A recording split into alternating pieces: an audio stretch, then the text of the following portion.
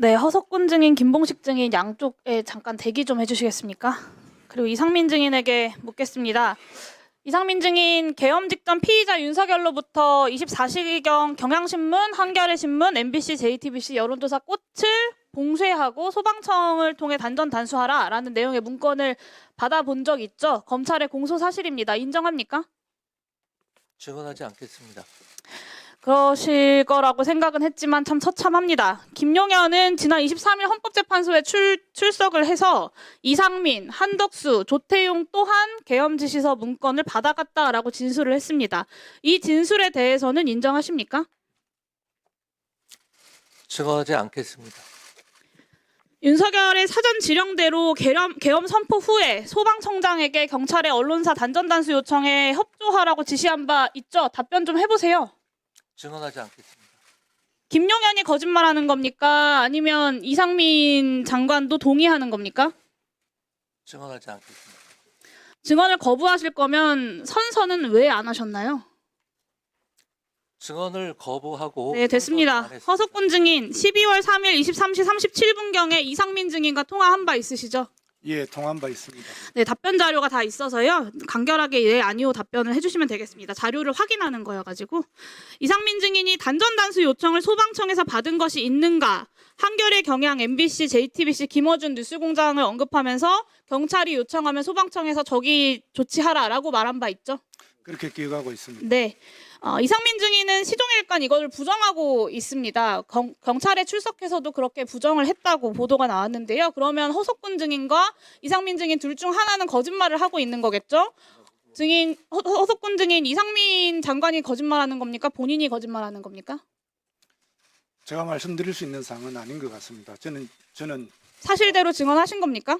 예, 그렇게 제 기억에 따라서 증언을 했습니다. 네, 알겠습니다. 김봉식 증인, 그 3일 밤 7시 20분경에 삼청동 안가에서 김용현 피의자에게 조지호 청장과 함께 계엄 지시 문건을 각각 건네받았죠?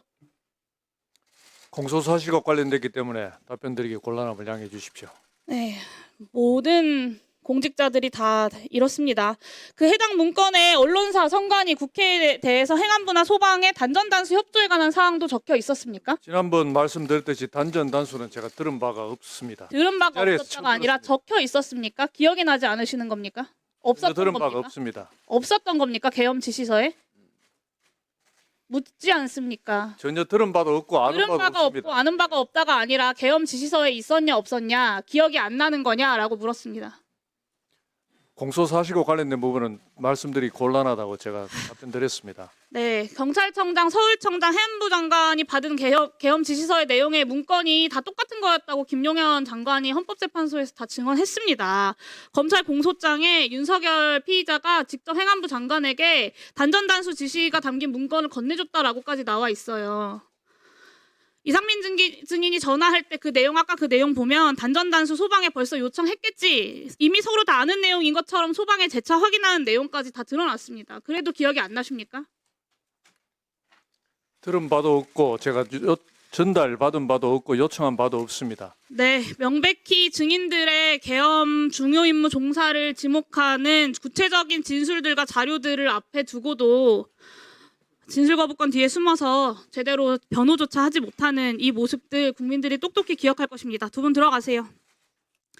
이상민 증인, 그 12월 3일 비상계엄 선포 즈음에서 행안부 장관으로서 대통령실 부속실 직원에게 참석사와 국무회의 시간, 발언 요지 등을 기록으로 남겨놓을 것을 지시한 바 있으십니까? 증언하지 않겠습니다. 복수의 국무위원이 국무회의 참석자 명단에 서명을 요구한 사람이 있었다라고 합니다. 그거 한덕수 총리입니까? 본인입니까? 증언하지 않겠습니다.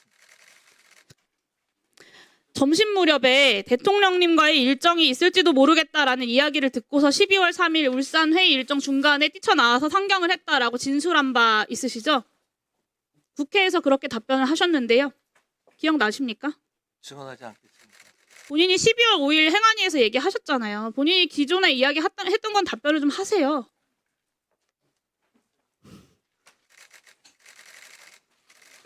해당 이야기 점심 때 윤석열로부터 직접 전화 받았습니까? 서울로 올라오라고? 저녁 때 일정이 있을 수 있다? 증언하지 않겠습니다. 이 통화도 비화폰으로 통화했습니까? 비화폰으로 통화했습니까? 증언하지 않겠습니다. 네. 당시 8시에 피의자 윤석열이 개별 호출을 해서 밤 9시까지 대통령 집무실에 모였던 이른바 8시 멤버들 윤석열, 김용한 포함해서 도착한 순서대로 박성재, 김영호, 이상민, 한덕수, 조태열, 조태용입니다. 여기까지 8명입니다. 이 자리에서 피의자 윤석열이 국무위원들 앞에서 22시 KBS 생방송이 이미 확정됐다라고 이야기한 바 있습니까? 증언하지 않겠습니다. 본인이 경찰 조사에서 다 진술한 내용 아닙니까? 그 자리에 한덕수 총리와 증인뿐만 아니라 이 8명이 함께 집무실에 있었던 그런 상황이었죠? 아예 답변을 안 하시기로, 말을 안 하시기로 마음 먹으신 겁니까? 증언하지 않겠다고 말씀을 드렸습니다. 조태율 장관이 이미 진술을 했습니다. 8명이 집무실에 모였고 비상계엄을 해야 한다면서 계엄 지시 문건을 배부를 했고 그리고 이제 나가달라라고 해서 집무실과 연결된 대접견실로 자리를 옮깁니다.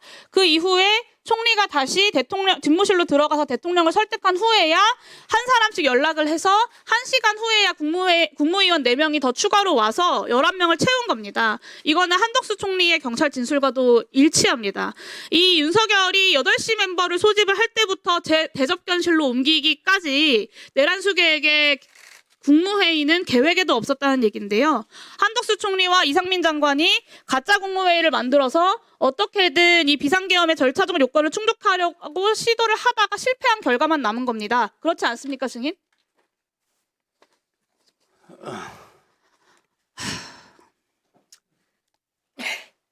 내란 중요임무 종사로 국회 침탈과 언론사 단전 단수를 시도한 것도 모자라서 국무위원들 부르고 회의록 갖추고 서명 요구까지 네. 여기에 12월 5일에 국회에 나와서 처음으로 고도의 통치 행위라는 변론을 만들어낸 게 바로 이상민 장관 본인입니다. 그야말로 12.3 내란의 주범입니다. 당연히 중요임무 종사자들, 현재 피의자들 구속돼서 수사받고 재판받고 있는 거 감안하면 당연히 구속수사 필요하다고 생각하고요. 제가 국정조사 내내 강조했던 그리고 진실이 드러나고 있는 이 8시 멤버와 계엄 지시 문건이 윤석열 내란 일부를 넘어서 국회 침탈과 선관위 침탈이 완성된 다음에 그 2부 계획을 파악할 유일한 신발입니다. 그 수사기관에서 지금이라도 이상민 장관 철저하게 구속 수사하고 국무위원들 관계된 사람들 철저하게 수사해야지만 이 내란 수계의 엉터리 변론을 깨부술 수 있을 것이라고 다시 한번 강조하고 촉구하는 바입니다. 이상입니다. 네. 여기 계신 증인께서는 거의 모두가 그 분야의 최고이시고 또 많은 탁월한 식견을 가지고 계신 분들입니다. 어린애한테는 동심이 있고 어른한테는 양심이 있습니다.